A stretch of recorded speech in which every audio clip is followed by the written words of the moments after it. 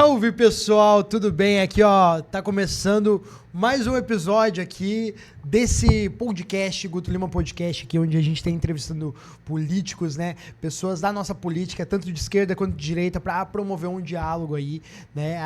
Sem gritaria, sem ameaça de faca, sem nada.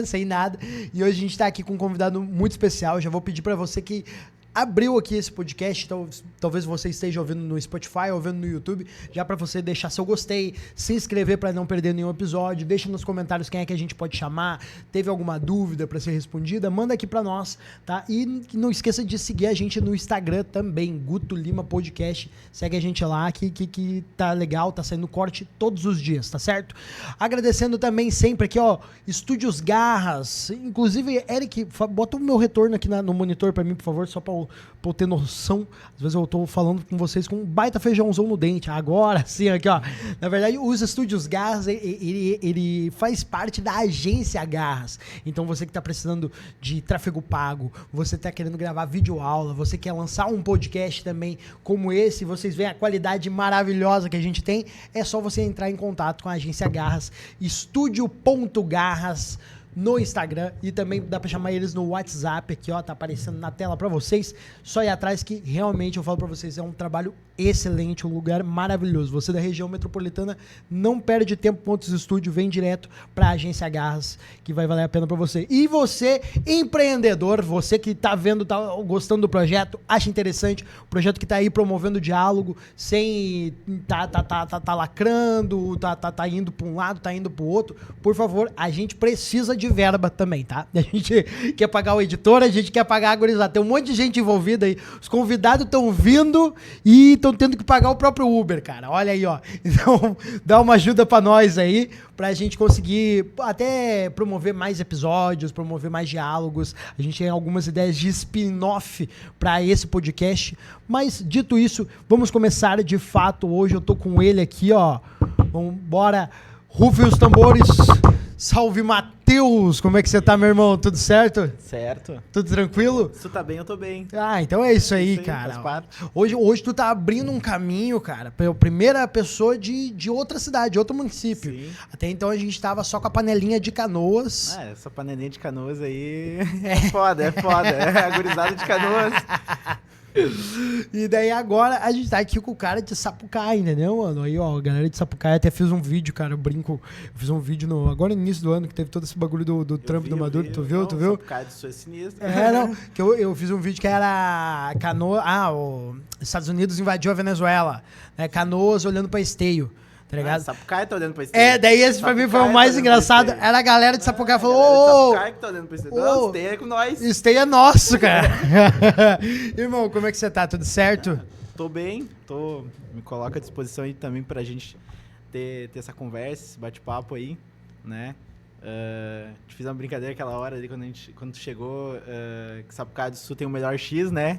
A galera de Canoas diz, não, o melhor X é de Canoas, mas o melhor X é de Sapucaia, lá descendo a estação ali, o X da Lemoa. A galera de Sapucaia sabe, o X da Lemoa tem que ir, hein? Político é complicado, às vezes fica só na conversa, ele não trouxe um X pra eu provar aqui. Não, mas agora eu vou fazer o teste, tá, Sapucaia? Eu vou pra Sapucaia agora pra buscar o X da Lemoa, tá? Agora eu vou experimentar, Sei. X da Lemoa patrocina nós aí também. Já mencionamos 3 vezes já, só nessa brincadeira. Irmão, me fala, você é vereador de Sapucaia? Não sou vereador. Tu não é vereador?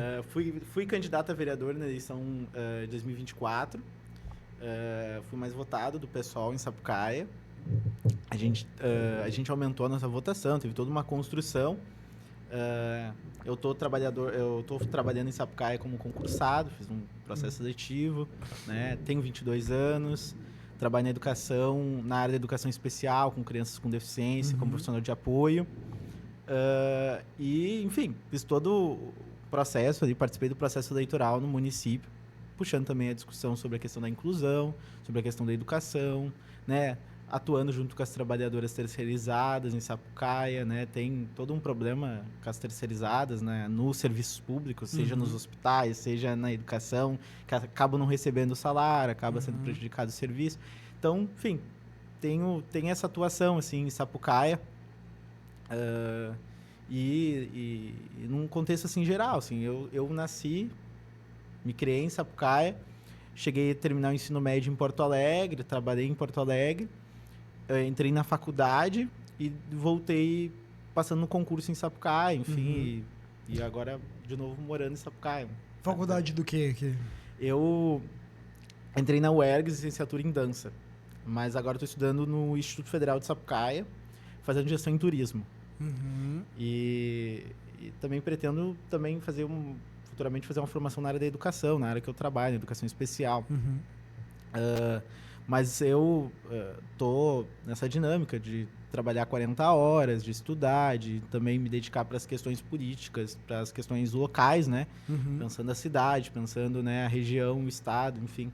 Hoje tu é tipo você é um ativista de Sapucaia. Sim, tô atuando nas frentes que tem os problemas da cidade. Recentemente, no passado, no início do ano, ali no mês de março, né, o mês das mulheres, a gestão municipal demitiu mais de 60 agentes de saúde, por exemplo, que tinham feito um processo seletivo e que estavam trabalhando já fazia uns 10 anos no município. E elas foram demitidas, chegaram para trabalhar, por exemplo, e foram bater o ponto e não dava para bater o ponto. Sem uma justificativa prévia, sem nem assim. avisar, sem nem, né, enfim, conversar com elas sobre a situação que estava acontecendo. E daí a justificativa do município era de que elas estavam sendo demitidas porque o processo tinha sido errado, porque as documentações não tinham sido entregues, o Tribunal de Contas tinha colocado como irregular a situação. Só que o Tribunal de Contas tinha colocado como irregular a situação da prefeitura, porque a prefeitura não entregou os documentos no período correto. Não as trabalhadoras. As trabalhadoras fizeram a parte delas. Então, desde março do ano passado até o final do ano, deu todo um desenrolar, seja de luta das agentes de saúde, né, seja no aniversário de Sapucaia, a gente se manifestando, o prefeito saiu do palco brabo, saiu até no jornal do NH, e deu um desenrolar ali no Tribunal de Contas do Estado, né, que deu parecer favorável às trabalhadoras. Entendi. Então, quem é o prefeito de Sapucaia? É o Volmiro Rodrigues. É do Progressistas. E ele chegou a ser eleito de primeiro turno ou foi segundo? Sapucaia não tem 2 turnos. Não tem 2 turnos? Porque a população é de 120 mil, 130 mil habitantes. E daí tem só um turno na eleição municipal. Mas ele foi reeleito, né? Enfim, ele foi reeleito prefeito porque a gestão anterior a ele era um desastre.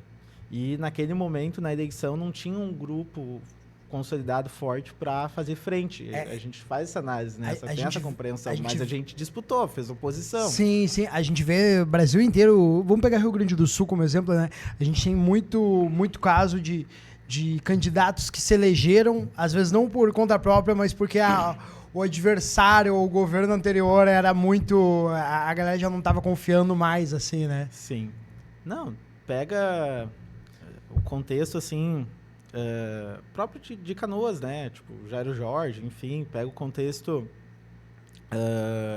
de outras cidades, enfim, do estado, por exemplo, Sartori, vários governadores não se reelegiam, daí vem o Leite, né, e abre parênteses, traz uma estabilidade de um processo de reformas e alianças que não se quebrava, que não, né, agora está se rachando, né, e ele implodiu primeiro o MDB, quebrou todo o MDB, depois que destruiu o PSDB, o partido dele, foi pro PSD, e hoje o PP está implodindo também, enfim, por causa que um grupo quer estar com o Zuco no governo do estado, outro grupo quer lançar candidatura própria, mas ontem estava querendo estar com o MDB para o candidato do Eduardo Leite para o governo do estado. Então tem todos esses rachas, essas movimentações que são um resultado de um cara que estava no governo do estado e estava implodindo o campo, a base dele, né, por projetos pessoais, né, por planos pessoais dele, né. E que fez ele sair do próprio partido dele, que, sempre apoiou ele no processo de construção, enfim, então...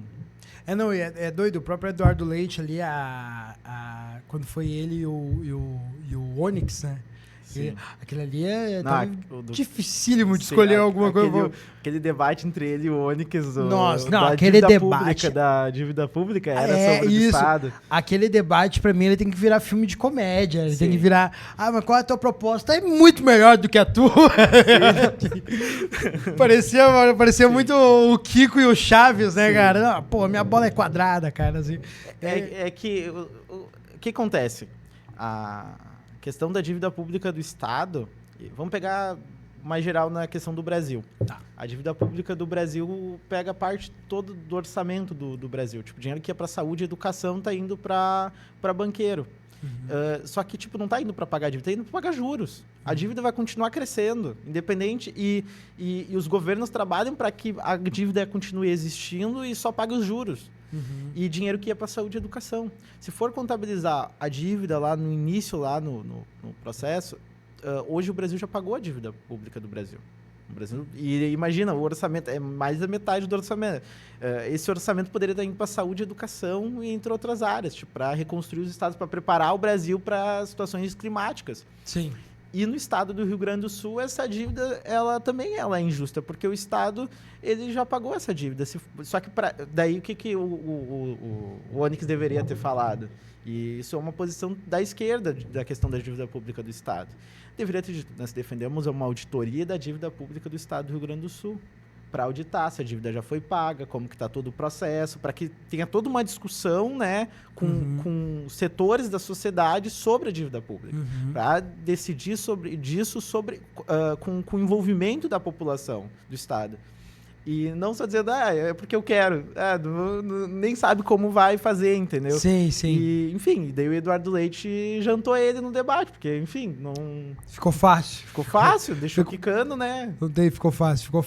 É a mesma coisa tu joga videogame com aquele teu irmão mais novo, que ele tá só com o controle, mas o controle não tá conectado no play, assim, sabe? Fica fácil. Cara, tu falou, 120 mil pessoas você falou em Sapucaia. Isso? Sim, média de 120 mil, 130 mil. E me diz uma coisa, como é que foi a enchente ali pra você em Sapucaia? O pessoal de Sapucaia trata, assim, tipo, parte da população da cidade foi afetada na questão de a água entrar na casa. Mas a cidade inteira ficou uns 20 dias ou mais sem água. E daí muita gente de Canoas, muita gente de Esteio, muita gente de São Leopoldo foi para Sapucaia. Inclusive, o pessoal do Guajuviras aqui foi para Sapucaia, porque a gente fez também grupos de arrecadação. A gente fez grupos de arrecadação para ajudar as famílias. Enfim, a gente teve contato com muitas. E daí não tinha água, não tinha o básico, né? Foi afetada na parte da BR para Fortuna, Carioca, para essas regiões, que hoje, né, tem toda uma discussão sobre o dique, que Sapucaia não tem. São Leopoldo tem dique, Canoas tem dique, Sapucaia não tem dique. E daí imagina, a água desce, passa por São Leopoldo tranca, não entra em São Leopoldo. Passa por Sapucaia, Sapucaia entra e vai em direção a Canoas e Canoas tranca. A água toda escoa em Sapucaia daí. Entendi. Então, tipo, nós estamos numa briga. O governo federal mandou recursos. O governo do estado e o governo municipal ainda não colocaram em prática a construção de um dique para garantir a segurança da cidade, a população, enfim. Mesmo tendo a verba, o governo estadual ainda não liberou, Nossa, mas o Eduardo Leite tá pior que o tigrinho da Virgínia, né? Solta a carta, Eduardo Leite, solta a carta, pelo amor de Deus. Agora ele já até deixou o governo do estado, agora é o Gabriel, mas é o grupo político dele, né? Sim. É que esse ano não tem, né? Ele vai acabar muito mais envolvido no publicitário do que qualquer outra coisa. Manchete federal, enfim. Sim. Até tem uma coisa, tem um discurso que o Eduardo Leite tá trazendo que eu, pelo menos, que eu falo pra todo mundo, mano, no podcast, eu não sou nenhum cientista político, né? Realmente sou alguém que veio da obra, veio do Guaju e tudo mais, então eu não tenho conhecimento político extenso, mas esses discursos que ele faz, volta e meia, quando acontece uma coisa, que ele fala sobre unir o Brasil, tanto em esquerda quanto em direita, eu acho discursos interessantíssimos, só que chegaram extremamente tarde. E parece mais uma justificativa dele de tentar para conseguir voto e conseguir achar um meio termo ali, do que realmente essa era uma preocupação dele. Por exemplo, um ano atrás, sabe? Assim, Sim. de esse discurso de pegar a esquerda e de dizer, vamos unir o que cada um tem de bom. Parece que chegou de forma muito tardia esse discurso, ele não foi natural para ele, sabe? E como é que tá a tua expectativa em relação ao governo do estado, assim, para a eleição desse ano? Eu apoio a pré-candidatura do Edgar. Do Edgar. Né? A minha expectativa... eu olho o cenário como tá. Hoje o cenário tá entre Zucco e Edgar. Essa é a disputa no governo do estado hoje. Tipo, as outras candidaturas que estão correndo por fora, claro, tem a Juliana Brizola, tem outras figuras que estão correndo por fora. Inclusive essa briga dentro do PP, né? Outros grupos também se constituindo. Mas os grandes frentes, até nas pesquisas mostram que é entre Zucco e Edgar. E daí nisso eu tô com o Edgar, né? Porque a candidatura do Edgar, inclusive na questão da saúde, toda a nossa região metropolitana tem sofrido. Com a candidatura do Edgar, a gente tem capacidade de fazer frente ao projeto Assistir, que desassiste os hospitais de Canoas, desassiste os hospitais de Esteio, desassiste os hospitais de Sapucaia, São Leopoldo e Novo Hamburgo. E esse projeto Assistir, ele foi colocado em prática pelo governo do estado, que muda a redistribuição dos recursos dos hospitais do estado e remaneja ele para lugares que não tinha recurso. No entanto, ao invés de aumentar o orçamento da saúde para não deixar os hospitais da região metropolitana, onde tem mais povo, mais população, deixar sem orçamento, não, ele só corta de um lugar e manda para o outro. E isso não está correto, porque a gente vê a situação na prática, né, na região metropolitana. E daí a gente pode até ver, né, não é só o leite, porque os prefeitos da região metropolitana estão tudo reclamando do projeto Assistir, dos cortes no hospital, mas eles não estão combatendo o leite, o governo do estado. Por quê? Porque o próprio Progressistas lançou nota, está saindo do governo do leite agora. Porque todo o governo do Eduardo Leite, eles foram base do governo. Então, apesar de eles chegar na base ali no município e dizer, não, porque a gente é contra os cortes, eles chegam lá e depois dão um sorrisinho e se abraçam. Porque os deputados que são eleitos por eles são base do governo do estado na Assembleia Legislativa. Isso do PP. E o PL, não tem problema. Para o PL, localmente os vereadores vão ser contra, lógico, porque tá em contato direto com a comunidade. Mas na Assembleia Legislativa, os deputados do PL defendem o quê? Defende neoliberalismo, liberalismo, que é quando o quê? Chega na hora daquela votação que normalmente as pessoas não estão assistindo, Sim.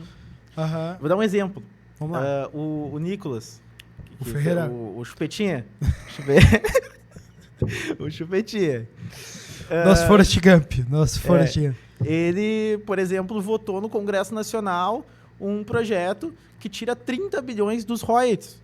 Canoas recebe royalties do petróleo. Tira 30 bilhões dos royalties que iria para cidades que, né, tem as refinarias, e esses 30 bilhões iriam para saúde, educação, assistência social e outras áreas. Esses 30 bilhões vão para o agronegócio, por causa desse projeto que ele votou a favor. Então, ele votou para tirar o orçamento da saúde, da educação e de outras áreas. E isso a gente vê de cima, lá em esfera federal. Por isso que as pessoas dizem, porque a gente tem que cobrar do Lula, cobrar disso, cobrar daquilo. A gente tem que pressionar. Mas a gente tem que começar pressionando com os deputados federais, que votaram a favor na PEC da bandidagem, depois ficaram tudo, né, envergonhados, começaram a recuar no Senado e tal, porque viram que o povo em geral, né, o povo da esquerda era contra, mas de direita, de ser povo que não tem que tá todo dia trabalhando, é uma pouca vergonha, né, é um absurdo defender PEC da bandidagem. Mas é isso. E daí a gente vê na esfera municipal os vereadores se posicionando contra. Mas quando chega na esfera estadual, nacional, as pautas econômicas, elas se sobressaem, porque existe todo um interesse.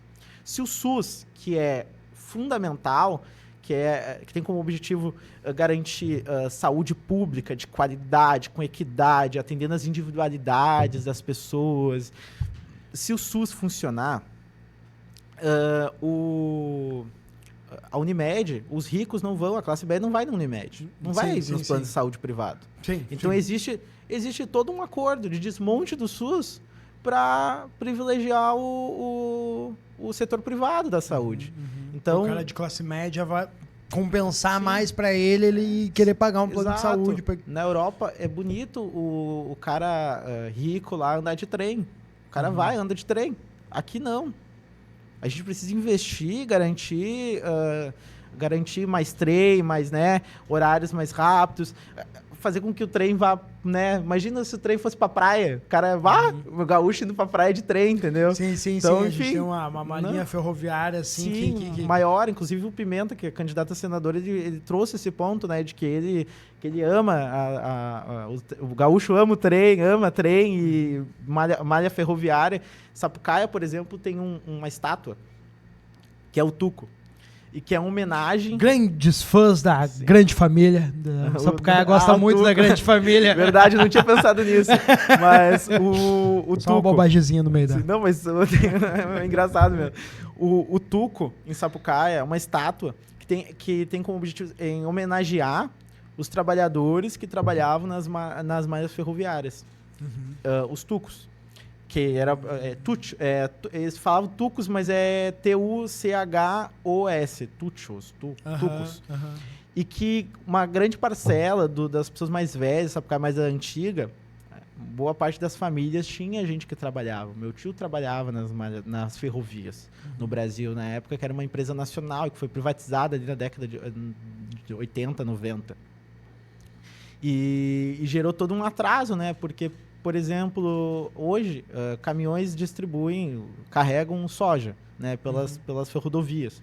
Na época, em grande parte, era pelas ferrovias, né? E daí tinha a ferrovia que ligava a nível nacional, assim, tipo, e tinha toda uma segurança, entendeu?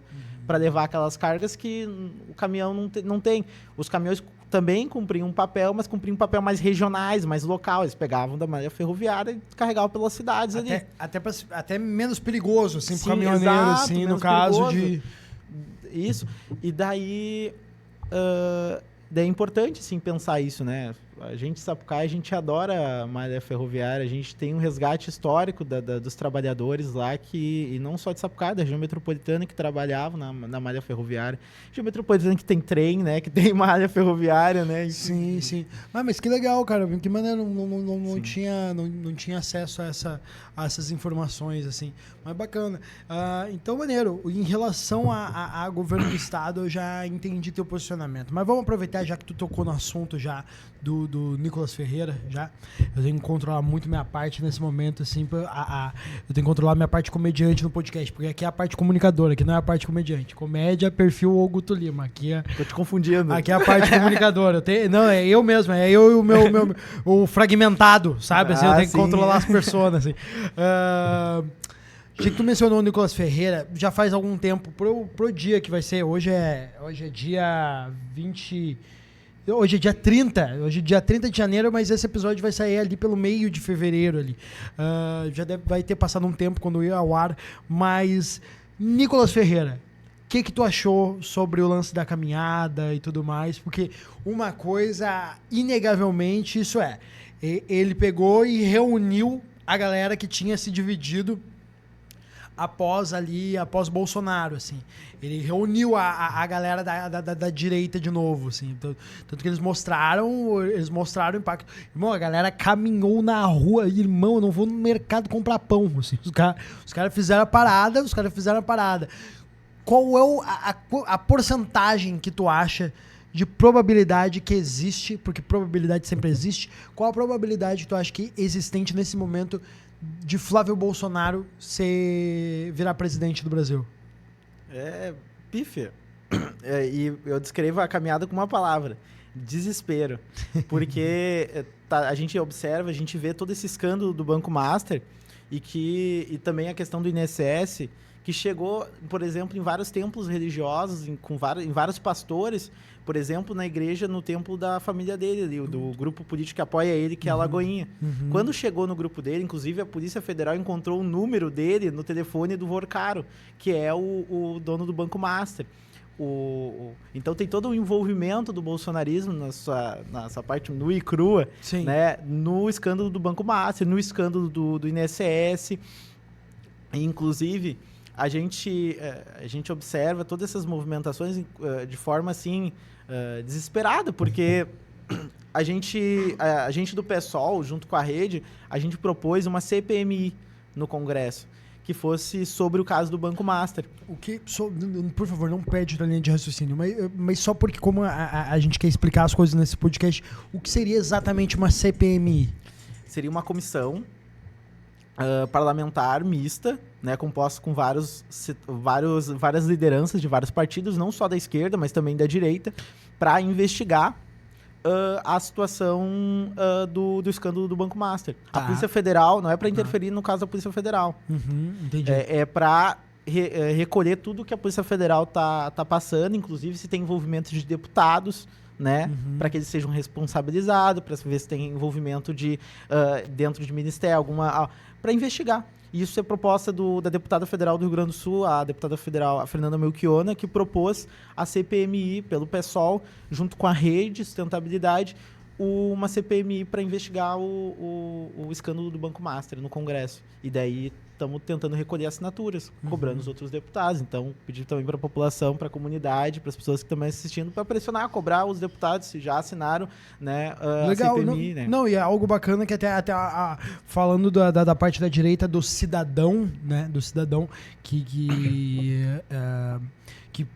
toda vez que vem ali um conteúdo que é brincando, que nem eu mesmo postei piada brincando com o Nicolas Ferreira, ela falou, pô, o caso Banco Master, tal. Então, tipo, é algo que, como a ideia é fazer uma análise ali de tudo que a Polícia Federal tá achando, algo que até o próprio bolsonarista seria interessante dele assinar por conta... Não sei, porque se é verdade. Se nada teme, então... Isso, se nada teme, então tá mais interessante, beleza.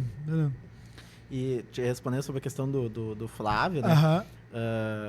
Cara, ele tem envolvimento, não só ele, né? Enfim, o PL inteiro. Agora saiu uma pesquisa aqui de 80 e poucos deputados do PL, mais de 30 têm processos de crimes, enfim, que envolve corrupção, questão de emenda e entre outros crimes.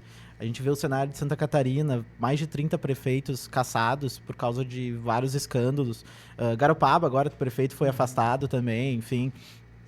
A gente, e dentro desse cenário tá o Flávio, que é a representação máxima da corrupção no Brasil, da política, dentro dos gabinetes, que se refere ao quê? As rachadinhas. Ele fazia rachadinha dentro do gabinete dele. Então, esse cara não tem nem moral, não tem como falar com propriedade sobre o combate à corrupção no Brasil, né? Então, quer defender o combate à corrupção no Brasil, defende a Polícia Federal, a autonomia da Polícia Federal de investigar, de responsabilizar. O que acontece? No governo Bolsonaro, a Polícia Federal não podia investigar. O próprio Bolsonaro tem uma gravação que vazou, exposta, onde ele pega e olha pro Sérgio Moro e diz que não vai deixar os filhos dele ser investigado. Não é para deixar os filhos dele ser investigado. Que é para trocar diretor da PF se tiver que trocar. Então, hoje a Polícia Federal está podendo investigar. Está tendo essa autonomia. Seja no escândalo lá que pegou o caso na Faria Lima, onde a Faria Lima, dentro da Faria Lima tinha grupos lavando dinheiro para o crime organizado. Entre outros casos, a questão do Banco Master, a questão do INSS, que vem todo de um processo de investigação desde o início do governo, com a APF podendo investigar. Interessante. Eu posso continuar te perguntando de política a nível Brasil, ou tu prefere voltar pro regional? O que tu preferir. Que eu preferi. O que manda. Tá bom. O que manda. Vamos lá. Não, tô com medo. Tô brincando. Aquele meme virou o vídeo do Instagram agora. Oh, não. Oh, não. Me diz uma coisa. Tá. Uma coisa que a gente analisa, né? Até a minha ideia de iniciar esse podcast, ela vem do seguinte. Por exemplo, meu pai, já citei em outros programas, mas tem que citar de novo também. Teu pai é a lenda, né? Meu pai é uma pessoa que... Sim. Fez divulgação para votar no Lula e realmente, em dado momento, se decepcionou. E a gente tem ali no momento que vem, junto com o Bolsonaro, que segue com o Bolsonaro o antipetismo.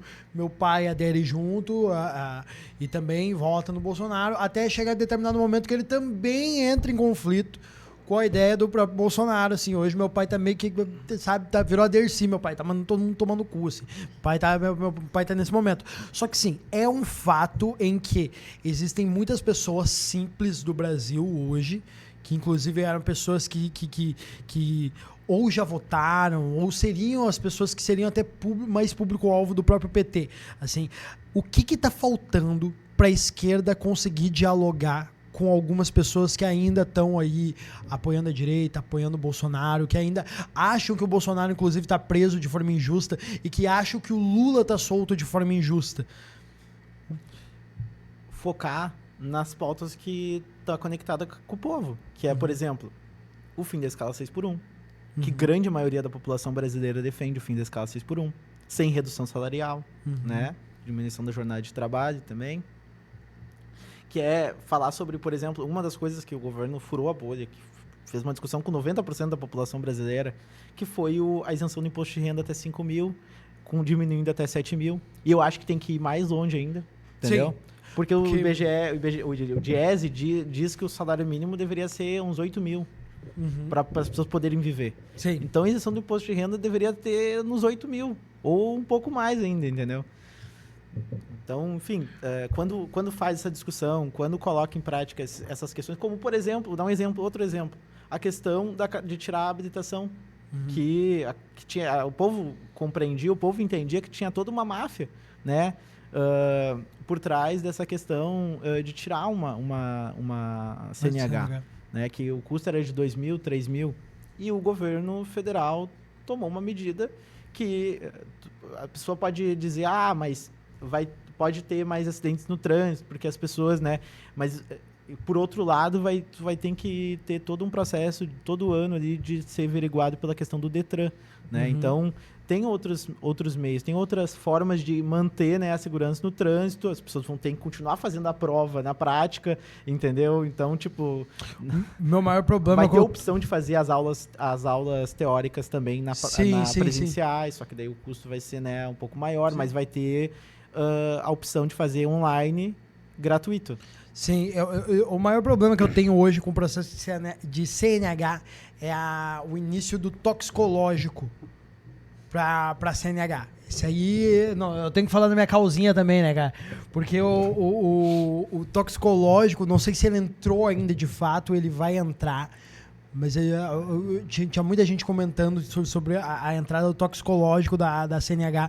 Toxicológico, então, um usuário de maconha, ele tem que ficar 6 meses sem consumir para poder fazer o teste, coisa que o cara que bebe, o cara pode ter ficado numa festa bebendo 3 dias antes da prova, se ele parar de beber, antes dele ter que ir fazer o exame de urina, vai dar tudo certo. O toxicológico é unha, cabelo e eu acho que alguma coisa de pele, alguma coisa assim, tipo assim, a raspinha da pele, alguma coisa. E daí ele pega 6 meses, tá ligado? E daí, pô, maconha já não acho que é a substância, eu acho que o Brasil tá muito atrasado quando a gente fala sobre maconha, sobre cannabis, assim. Nem apenas pelo uso recreativo, o próprio medicinal e tudo mais, e como tu também trabalha com crianças especiais. O meu cunhado, que é um autista de grau 3, ele é muito violento, toda vez que ele tem um surto e ele não teve a parte inicial da vida dele fazendo suporte, isso, porque família cristã, então achava que Deus ia curar, é pai que foi embora de casa e a mãe tinha que trabalhar fora, então tipo assim, hoje se colhe a consequência de tudo que aconteceu. Fica repreendido e daí acaba não conseguindo ter toda uma interação, Então hoje é um menino no corpo de um homem, então ele consegue machucar pessoas, mulheres principalmente, ele entende que mulheres são mais fracas e tudo mais, e a gente, é uma dificuldade, é uma burocracia para se conseguir um CBD, sabe, assim, é caro, inclusive. Importado, né? Enfim. É caro, é um valor que a gente não consegue dar conta, e eu acho muito injusto o processo do toxicológico na carteira de motorista. Não acho que essa pessoa, quem fuma maconha, deva dirigir sob efeito de maconha, mas se a gente bota na luta cannabis contra álcool, né? Inclusive no Texas, nos Estados Unidos, quando eles legalizaram no estado a maconha, diminuiu drasticamente a porcentagem de acidente de trânsito. Então uns pequenos, sabe, umas pequenas falhas assim que, isso aí não precisava. Parar para refletir, eu vou dar para mim assim, a questão da cannabis, da maconha, Primeiro que a maconha ela foi proibida, pensa no contexto histórico do Brasil. A maconha foi proibida junto com a capoeira, junto com as religiões afro-brasileiras, num contexto de segregação, num contexto de racismo estrutural. Então, a maconha não foi proibida porque ela era prejudicial para as pessoas. Não, era porque eles queriam prender pessoas negras. Não estou dizendo que todas as pessoas negras fumavam, pessoas brancas também fumavam. Sim. No entanto, o que acontece? Porque já existia também maconha na nossa fauna da América Latina. Vendiam nas farmácias maconha. Na época que a farmácia era com PHA, entendeu? Sim. Inclusive a América Latina é um dos melhores locais para cultivo de maconha pelo nosso clima, né? E vinha com as cordas também dos navios. As cordas dos navios era de cânhamo, que é fibra de maconha. Sim. A maconha ela sempre teve... Eu pude apresentar para um vereador do PL daqui de Canoas, eu pude bater um papo apresentando o cânhamo pra ele da maconha. Não vou mencionar nomes. Mas, olha, ali eu quase ganhei ele no argumento ali. Sim. Não, mas daí tu pensa toda uma discussão assim, ó. Em relação, né, à questão medicinal, por exemplo, que para mim, assim, é a principal questão. Uma questão medicinal para as crianças com deficiência, para as pessoas em geral que estão com ansiedade, que estão, né, acaba tendo um medicamento, um remédio pela CBD ali, que acaba sendo mais saudável, acaba, né, ajudando, né, no processo de desenvolvimento, etc. E eu também queria fazer duas reflexões. Eu queria resgatar uma entrevista do Mano Brown, que ele fez na Roda Viva, que é muito conectado com o que tu falou ali. Um cara, né, ele bebeu um A51, 51, ele falou... pegou o carro e foi pra avenida, foi pra BR e saiu matando gente. O cara, dono do que vendeu a 51 vai ser preso, ele, né? Enfim, qual é a chance de um cara, né, que bebeu uma 51 sair matando geral? E acontece muitos acidentes de trânsito todo que levam dia, vidas, na verdade, entendeu? Além disso, ele também queria trazer uma reflexão aqui. Tu tá na Avenida Paulista. Ou tu tá aqui na Padre Cacique, aqui em Porto Alegre, aqui. Tu tá vindo a torcida do Inter, tu tá de camiseta do Grêmio. Sou colorado, tá? Mas vamos supor, tu tá com a camiseta do Grêmio, tá vindo a torcida do Inter, no outro lado, organizada, com sangue nos olhos, no dia de Grenal. E tu tá com a camiseta da Geral. Tu prefere que os caras tenham bebido estejam bêbados, alcoolizados, ou tu prefere que os caras tenham fumado uma maconha? Qual é a probabilidade de ter né? Eu acho que eu já ouvi até o Rodrigo Marques falando algo. Não, essa daí é uma reflexão que, né, foi trazida por várias pessoas, entendeu? Não, mas sim, com certeza. A gente tem uma parada que realmente existe a tendência à violência e tudo mais. E sim, cara, mano, eu sempre falo, a coisa mais perigosa que um maconheiro pode fazer pra você é comer o doce que tu tinha guardado na geladeira. Sabe? É o máximo. E daí, no outro dia ele vai pagar, entendeu? Sim. Fica tranquilo. Mas eu acho muito doido. Tem alguns caminhos, assim, que ainda acho a gente meio pré-histórico pra lidar com umas coisas, assim, porque nem tudo que a gente fala, quando a gente fala de política, quando a gente fala de população a nível público, sim, nem tudo que a gente fala, às vezes, nos inclui. Por exemplo, vou falar sobre cota racial. Eu não faço parte de cota racial. Porém, isso é uma conversa que cabe a todo mundo, é algo que tem que acontecer, tá ligado? Mas não é pra mim. Então, às vezes eu sinto que tem uma galera que fica, pô, mas eu não gosto de maconha e não sei o quê. Não, tranquilo. Vou dar um exemplo. Só que, tipo, tu não pode impossibilitar o diálogo. E pensar enquanto sociedade, entendeu? Isso. Se colocar no lugar do próximo. Eu vou dar um exemplo aqui. Eu sou cotista, eu entrei na UERGS com cota, mas não cota racial. Porque a cota, ela é ampla. A cota, ela tem a cota para PCDs, tem a cota para negros, indígenas, quilombolas, tem a cota para estudantes de baixa renda e estudantes de escola pública, baixa renda escola pública.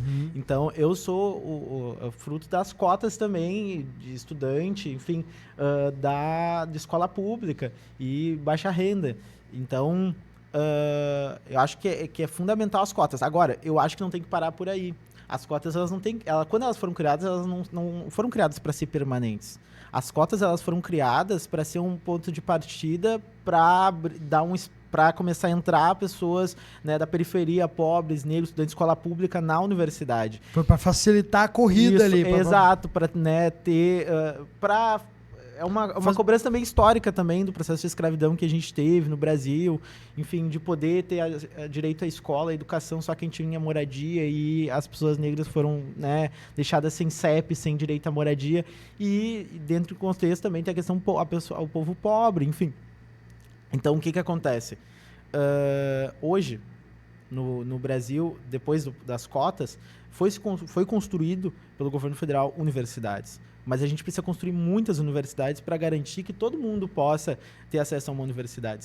Hoje, se tu quer fazer uma faculdade de medicina, tu pode ir para a Argentina. Agora com o Milei não lá, né? Mas porque tá cortando o orçamento das universidades públicas. Mas tu podia ir pra Argentina, se inscrever, fazer um processo seletivo que é diferente daqui, não é só a prova. Tu vai pra aula, tu fica um semestre, se tu tiver presença na aula, se tu tiver participando, fazendo os trabalhos, tirando nota boa, participando mesmo, tu segue fazendo a faculdade. E daí faculdade de medicina. Agora tu pensa, vai fazer medicina no Brasil, é caríssimo, e para te tirar uma nota para te conseguir entrar numa universidade é super concorrido. E daí, sabe, quem é filho de trabalhador, desde criança teve que trabalhar para ter uma roupinha ali, ter uma coisinha, né, melhor e tal, tipo, porque, enfim, o dinheiro dos pais vai para sustentar a casa, para as coisas básicas, não consegue ter o mesmo tempo, o mesmo tempo que o filho de riquinho lá, como por exemplo, os filhos de riquinho lá de Santa Catarina. Que tem tempo pra sair fazendo umas maldades aí. Fazer umas maldades, pra pensar nessas maldades, né? Porque é bem isso. Eu tenho que concordar com um amigo meu, Thiago Oliveira, o Homem Sem Tabu, que tem um perfil na rede social, que ele falou, mano, parem de chamar de criança, para de chamar de adolescente, para de chamar de jovem, é bandido, mano, não tem, é um nível de maldade, não, para, só um pouquinho, é um nível de maldade muito absurdo, mas sim, com certeza, quando a galera se refere à cota, se dá a entender, às vezes quando as pessoas estão falando mal de cota, eles dão a entender como se, cara, a cota ela facilitasse tanto a um ponto de, mano, dá pra ficar tomando uma latinha de Polar todo dia, tá ligado? Sem ir pra aula, copiando o caderno do colega e tu vai se formar. Ele, sabe, tipo assim... Não é isso, né? E sabe qual é... Às vezes... Não é baseado em fatos, é baseado em números, em pesquisas. E tu sabe qual é o problema também? Claro, é uma reflexão do que pode ser. Talvez isso seja, porque eu já ouvi meu pai falar coisas do tipo, talvez isso seja que a maioria das pessoas que falam esse tipo de coisa nunca pisou numa faculdade. Exato, não sabe a realidade. Eu mesmo nunca pisei numa faculdade. Então, obviamente, num dia que se eu tô lá trabalhando no CLT, que eu trabalho às vezes 12 horas por dia, tá trabalhando 12 horas por dia, não tem a folga. Tá puto. Mano, o cara que trabalha muito e ganha pouco, a gente tava falando sobre o valor de pizza X antes, sim, às vezes um dia de trabalho de alguém não dá pra comprar uma pizza. Sim. Não dá pra comprar uma pizza, e daí sabe? Tu pensa, tu olha lá, a galera tá lá na faculdade estudando, eu tô aqui me ralando, me ferrando, entendeu? E a gente é psicologia, a gente sente raiva, sente raiva. E sim, todo mundo sabe, quando a gente tá com raiva, tu tá incomodado com algo, tu vê os outros, piririm, pururu, tu olha tudo com ódio. Tu vai olhar tudo com ódio. E daí a maldade também de setores políticos pra tentar acabar com as cotas, eles sempre tem que jogar um inimigo. O inimigo é as cotas. Sim. O inimigo é os cotistas, né? Sim. Então eles criam essa imagem para que, tipo, toda a tua revolta, que não é necessariamente com eles, é com as relações de trabalho, que tu não consegue ter vida dentro do trabalho, a escala 6x1, entendeu? Eu saí de casa com 14 anos de idade, quase fazendo 15. Eu tive todo um apoio da família, enfim, da minha tia. Fui criado pela tia, pela avó, depois disso, assim. Mas antes eu também vivia na casa da tia e da avó. Fofinho, lava uma louça, sabe fazer um pão caseiro. Isso. Daí o que acontece? Eu tive todo um processo, e daí acho que muito conectado, tu estava falando do teu pai, que é o quê? Parte da minha família vem de uma tradição de votar na esquerda, né? De votar no Lula, enfim... E parte da minha família parou de votar e veio no contexto ali da corrupção, da Lava Jato e tal. Só que a minha família ajudou a fundar o PT, entendeu? Então, setores tipo, não é PT, é Haddad, agora é Lula, e é pai, e eu nesse contexto, né? Nesse contexto eu tava saindo de casa, né? Enfim, vendo o Bolsonaro, por exemplo, dizer que o ECA defendia bandido, né? O Estatuto da Criança e do Adolescente defendia bandido. E daí eu olhei, que esse cara tá falando isso, sendo que, né, eu saí de casa porque o ECA, né, os meus direitos, né? Então, eu peguei esse cenário. Desse cenário, naquele período, eu só conto o Bolsonaro e ponto. Podia estar na minha frente se o Leite fosse candidato a presidente naquela época, eu não era organizado, não tinha um pensamento, não tinha estudado sobre questão política, todo esse entendimento. Naquela época, se fosse o Leite, o Bolsonaro, eu apoiaria o Leite para presidente naquela época, entendeu? Claro, naquele contexto, né? Porque o Bolsonaro, para mim, era o inimigo, entendeu? E a razão de a família ter dividido. Porque a família, todo mundo, tipo, porque é Bolsonaro para revidar contra o PT, entendeu? Não, e é muito doido, eu ouvi muita gente falar isso pra mim. Literalmente, nessa época, era uma época que eu já tava morando sozinho também, era meu primeiro relacionamento. Então, eu já me sentia, desde essa época, eu já me sentia muito perdido em relação à narrativa. Porque, cara, é muito complicado hoje em dia, porque... Vamos botar, não é como se só existisse esquerda e direita. A gente tem extrema esquerda, extrema direita, tem centro-esquerda, centro-direita, tem centro...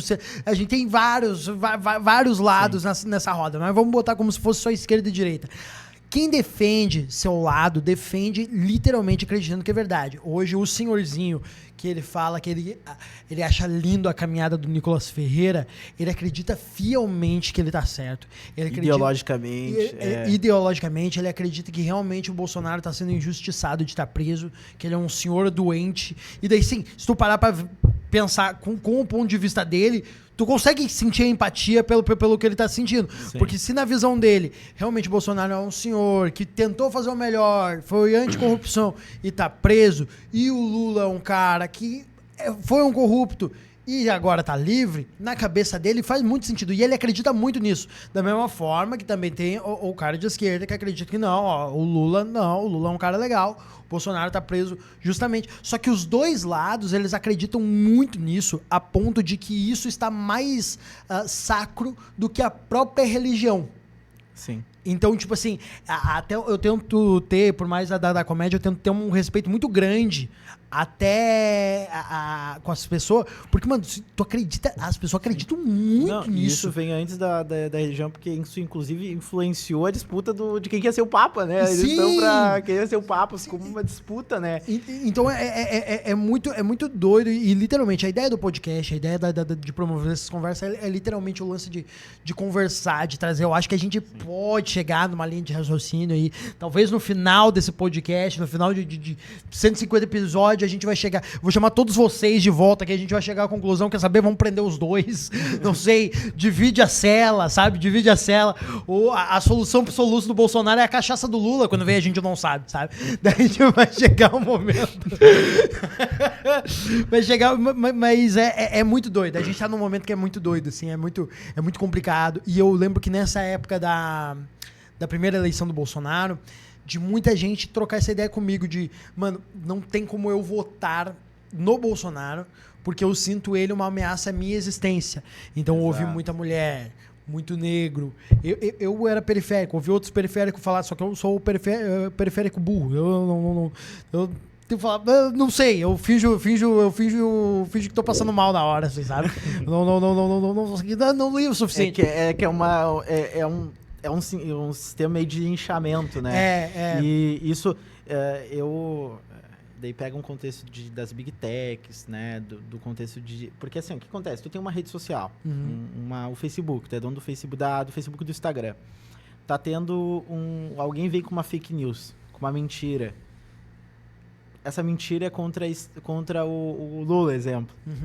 O pessoal da esquerda vai cair batendo.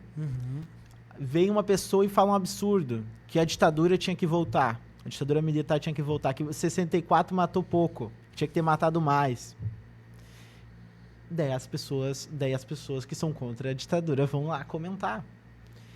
o que uma instituição democrática, um país soberano, democrático deveria fazer? Deveria proibir uma postagem como essa. Porque disseminação de ditadura, de ataque às instituições, é crime, é terrorismo, né, contra o país. E não tem, né, é uma questão, opinião, né, pelas big techs. O Brasil condena isso. O Estado brasileiro condena isso. Agora, é opinião, as big techs entendem isso, né, opinião. Por quê? Porque para eles ganha engajamento, mantém as pessoas mais tempo na rede social e presas ali. Dá dinheiro. Exato. Porque daí dá mais valor, porque daí pensa, tu quer patrocinar uma empresa ali, para a empresa ver a publicidade. A empresa vai patrocinar numa rede social que as pessoas estão ali diariamente, todo presente. Então, a rede social, ela se valoriza quando as pessoas estão mais presas nela. Sim. É uma questão de lógica. Não, tanto que mudou, uma coisa que mudou. Tu tem quantos anos? Eu tenho 22. Tenho 22. Vou fazer 28, meu Deus do céu.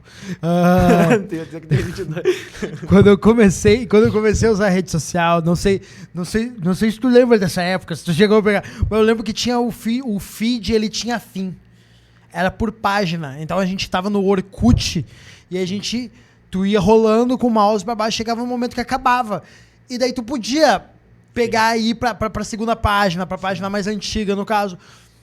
Só que dificilmente tu ia. Sim. Tu ficava, já via já. Eu adorava jogar jogo no Orkut. Tá ligado? Tinha um joguinho também. Nossa, no Orkut. Era fanzaço. Inclusive estão falando que pode voltar o Orkut, né? Tá tendo um movimento no Por Brasil. Por favor, Orkut, salve a internet, cara. Salva. Porque, na verdade, a internet ela se desenvolveu muito rápido, então muita coisa a gente não sabe como fazer. Mano, eu como criador de conteúdo, eu entendo que se eu quisesse fazer o podcast, ele só me render mais dinheiro, era mais fácil o meu trabalho.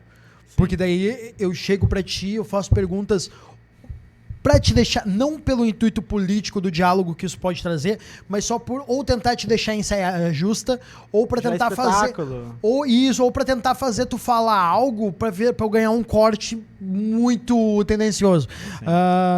Então a própria ideia que a gente tem mais pra frente de fazer alguns debates é algo que eu vou chamar algumas pessoas e eu vou bater um papo bem longo, bem extenso de, mano, a primeira pessoa que se chineliar, eu vou interromper, porque não, a ideia é sentar, conversar direitinho, bem de boa, eu não quero saber o que tu acha pessoalmente do outro, que não sei o que, não, quero ver fato e tal. Então, tipo assim, a rede social, por conta de como ela funciona, de querer manter as pessoas lá, ela te instiga. Sim, a brigar. A ser mais... Cara, minha rede social como comediante, antes eu me preocupava muito em responder cada comentário para as pessoas entenderem, para explicar que é uma piada. Só que não, as pessoas preferem ver o vídeo e não ver a classificação do perfil, né? Porque eu acho engraçado isso, é tanto gente de esquerda quanto de direita. Eles vão e eles adoram criticar a publicação de um comediante, mas do político que eles têm que cobrar, eles nunca cobram, sabe? Assim, e é muito doido, cara. Se tu conseguir fazer um vídeo que as pessoas vão entrar em guerra nos comentários, deixa que o vídeo vai dar certo. Exato. Deixa que o vídeo vai dar certo. É assim que a Big Tech trabalha, né? E daí é nesse contexto, e num contexto assim de crise também internacional, né? Onde os Estados Unidos ali tem o contexto de quase uma guerra civil dentro do país ali, do ICE, né, do Trump, pega o contexto da Groenlândia, que ele quer pegar a Groenlândia, tá quase unindo a Europa contra ele, entendeu? Isso. E daí... Tá jogando War. Sim, e daí um contexto ali da Palestina, que até então, né, tá toda uma comoção internacional, a questão, agora botando os navios lá para tensionar talvez uma guerra contra o Irã. Então pega todo um contexto de desespero dos Estados Unidos e uma crise internacional, assim, sabe? A população se visualiza, assim, as pessoas mais religiosas dizem a nova ordem mundial, enfim.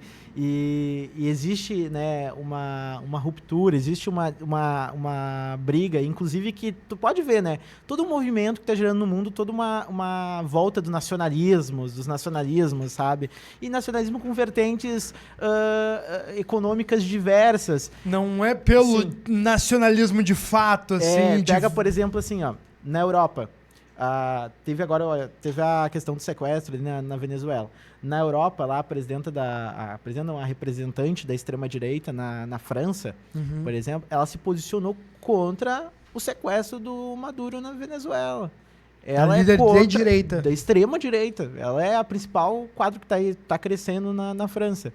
E daí, na América Latina, se posiciona a favor. Tá, mas daí vamos entender qual é a diferença, né? Essa mesma figura, ela defende que a França saia da OTAN, do grupo ali complexo onde está os Estados Unidos comandando, entendeu? Tá, mas como que a extrema-direita da Europa, diferente da extrema-direita, eles não se organizam a nível internacional? Eles se organizam, sim, mas é a globalização, que é o quê? O norte global, eles colonizam, a gente é colonizado pelo norte global, que é o quê? Liberalismo pra gente, estatais deles, as empresas deles, nacionais, tudo fortalecida, comprando as commodities do Brasil e depois vendendo tecnologia mais cara. Tipo, comprando café puro e depois vendendo todo, né, ensacado. O Starbucks tudo, pra nós aí. Exato, entendeu? Então... pegando minério que a gente tem aqui pra smartphone e vendendo... Exato. Daí o que acontece? Ela olha pra Venezuela, a ofensiva dos Estados Unidos, e ela diz assim, ó, não... Os Estados Unidos, como ela já quer sair da OTAN, ela sabe que os Estados Unidos está em crise, a questão do império do mundo, ela tem a maldade do quê? A maldade que ela é de extrema direita, ela tem a maldade que um Hitler teria, que um Mussolini, que uns fascistas teriam, que é o quê? Eu quero fazer a França grande de novo, entendeu? O Trump diz, Estados América grande de novo. Quero fazer, entendeu? Sim, a maldade. Sim, esse discurso ele só faz mais... Daí existe toda uma crise internacional, e o povo sente isso também. Aqui no Brasil, de as coisas não mudarem estruturalmente, radicalmente, uma mudança, daí vê o hospital em colapso, daí vê, né, a educação, a escola. Tu percebe que a escola ela precisa de recursos quando a escola está fazendo atividades com a comunidade, que são importantes, tem que ser feita, mas está fazendo justamente para arrecadar recursos que os governos não mandam. Tipo, vamos arrumar o banheiro, vamos arrumar isso, vamos arrumar aquilo. Não pela cultura, mas sim por sobrevivência. Não pela integração, isso, mas para sobrevivência da escola, entendeu? Das coisas básicas. E a saúde, tipo, tá em colapso, porque os caras preferem gastar dinheiro, né, para dar para os banqueiros, no caso do Brasil, do que investir em saúde. Já na Europa, preferem investir em armas, em guerra, do que em saúde. Nos Estados Unidos é a mesma coisa. Saúde lá é uma merda. Entendeu? Meu irmão, que papo da hora. Infelizmente, nosso tempo chegou ao final, tá ligado? Mas já fica aí o convite. Vou te chamar novamente pra gente trocar uma outra ideia, tá ligado? Então, de verdade, muito obrigado pela tua presença. Muito legal mesmo a conversa, muito legal. Consegui aprender muita coisa enquanto a gente conversava. Espero que quem tava assistindo também. Então, para as nossas perguntas finais. Primeira coisa, indica um livro pra gente aí. Eu queria indicar um livro do Sérgio Vaz, né? Está uma frase dele aqui. Ele diz que enquanto eles capitalizam a realidade, nós socializamos nossos sonhos. E eu queria indicar o livro dele, Flores da Batalha, do Sérgio Vaz, e o livro do Pedro, que é um economista brasileiro, que o nome do livro é Brasil em Disputa. Pega uma análise econômica, com dados, um número muito bom livro, é um livro tipo fino, mas cheio de conteúdo e que é muito fácil de entender também. Bacana. E o do Sérgio Vaz é com poesias, né? Sobre vários temas. O Sérgio Vaz é um dos maiores poetas brasileiros. Bacana, da hora. Indica uma música pra nós. Dom L, Primavera. Dom L, Primavera. Boa, me surpreendeu agora. E seguinte, alguém da tua ideologia pra eu trazer aqui pra trocar uma ideia comigo também? Nossa. Independente do município, tá? Independente do município, cargo.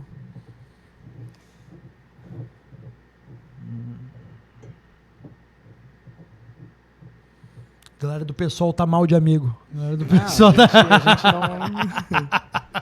não, fazer um desafio pro prefeito de Sapucaia, o Valmir Rodrigues, vir aqui responder sobre a situação da saúde, né? Da tua oposição. Ele da tua oposição. Beleza. E alguém da tua própria ideologia ou do colega de partido? Eu queria propor o nome de uma professora do estado que, para mim, foi a diretora da minha escola e que tem uma atuação muito forte em Porto Alegre, né? Que é a Neiva Lazarotto. Tá.